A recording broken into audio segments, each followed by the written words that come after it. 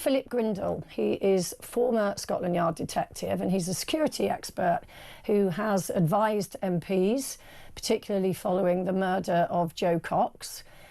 He runs a company called Diffuse and he's here with us now. Good morning, Philip. Hi, good morning, Jane. Am I right? Is it just a feeling that we're all a little less safe, or is it statistically still not bad? I think it is absolutely a perception rather than a reality. I think that, the statistics suggest we are, or violent crime is not increasing and we are as safe as we have been. I think when we look at these type of statistics, though, we have to be slightly cautious because there's a lack of trust in policing at the moment. You might argue that less people are reporting crime, and therefore the statistics they're referring to are not necessarily as accurate as they might be. How many people are having an incident every day and not reporting it, and therefore it isn't recorded, it isn't within the research. So I think we have to be slightly cautious of the statistics, but in general terms, I think, you've alluded to in your last piece around social media, I think there's lots of reasons. Sorry, we've lost the sound on you there. We're just going to try and get you back, Philip. I think the connection has dropped out. I just want to tell you a little something about Philip, because I know he's been involved in a lot of sort of behind the scenes things on personal safety, as I said earlier, with politicians and things. He's got a couple of books out, Personal Threat Management. Have we got you back? I think Philip, so. I hope so. There you are. We've got you back. Sorry, carry on with what you were saying. Sorry, the point I was making is that statistically we are as safe as we've ever been. But of course, statistics don't tell the full picture. You were saying about the trust in the police. I mean, yeah, if people don't trust the police, they don't report crimes to the police. I mean, I just want to interject there, because obviously if there are any police officers watching, you're a former police officer yourself, I would never want to do that job. They go into incredibly unsafe situations, and a lot of the time they get it very right indeed, but a lot of the time they get it wrong. You as a former police officer, what is going wrong there? Because it's never really about the officer on the street, is it? It's about something higher up. Yeah, sometimes it's about the officer on the street. We've seen incidences over the last few years where I think it would be difficult to blame senior leadership for some of the the worst tragedies that have gone on, the Sarah Everard and other things like that. Yes, there are wider implications around funding and other issues of that nature.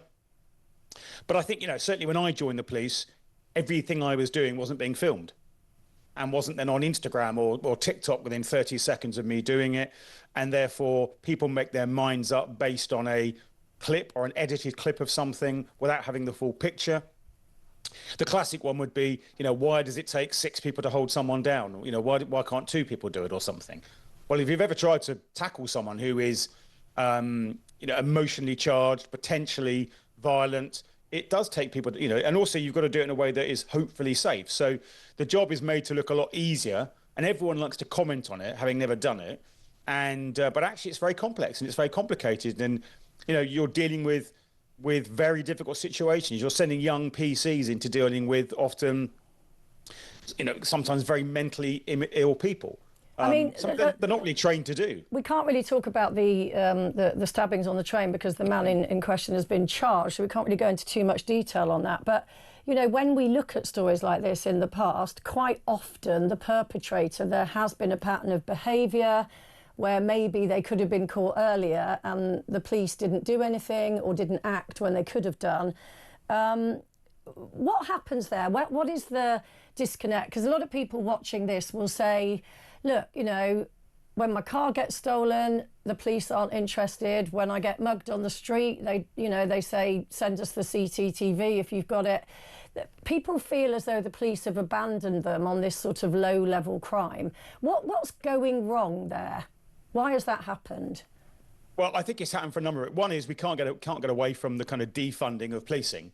And therefore, we've got a lot less officers out there doing what they should do, and also a lot less police staff doing what they should do, which means that officers are backfilling roles that could be done by police staff and not on the street. Secondly, I think priorities have been driven by politics and by sentiment. So, you know, when I can remember as a young PC, we just did what we were told to do. We went out and we did local policing. It seems now that because we've got the police and crime commissioners and all sorts of other issues, politics is very much more involved, and policing is driven by that. And, you know, whatever the police do, they're criticised.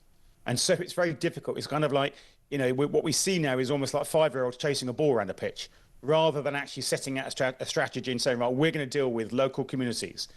And I think that's one of the key aspects around, you know, why do we feel less safe in our local communities, is because one of the issues is we don't see police officers walking around our local community. Absolutely. You know, my sister last week had her car really badly damaged by somebody who stopped, but he had no MOT, no anything else. So she calls the police. Can you come down and look, you know, investigate this and how it helped me? No, we'll just send you a form. Yeah. So that immediately just thinks, next time I'm not even going to bother telling you. Absolutely. Absolutely. And just while we have you, because we're running out of time, I know you're sort of like a personal safety expert. And, you know, again, let's stress that statistically it's still very unlikely to be a victim of crime. But for people who are feeling nervous, what measures can they do to protect themselves? Well, it obviously depends where they're feeling nervous. But I mean, if you know, one of the problems is we're kind of inundated with news right now, whether it's from legitimate news sources, social media, etc.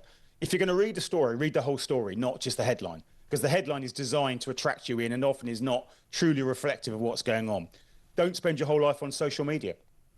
You know, get out and you know, get to know your neighbours, get involved in your community. It sounds really silly, but actually the more isolated we become, the more threatened we feel. You know, you see someone across the road who looks different from you, and your perceptions and what you're reading might direct your views on that. But actually, you don't even know who these people are. You know, you'll find they're just the same as you. They may be feeling as lonely and isolated as you. Make friends with people locally. You'll feel that helps you feel safer. But equally, if a light's gone out in your street, tell the local authority. If they don't know about things, they can't deal with things. If there's tell your local authority, and they'll take 6 months to replace. Yeah, I get that. But you know, at least you're actually doing something. You're taking action. You're not just sitting there being a victim. Yeah. You know, same with the police. Even if the police don't do a good job, tell them. If they, you know, so many people say things, but actually they didn't tell them at the time. You know, with the rail thing, rail incident recently, we see these other incidents coming up of, oh, this happened previously, and I've dealt with the same with MPs as well, where MPs said, oh, yeah, but that happened to me. Yeah, but you never actually told anyone. So, you know, it's great telling us now, but you didn't tell us at the time. OK, well, that's great advice, Philip. Thank you. Thank you very much for joining us today. I'm glad we managed to get you back on the line. That's Philip Grindle.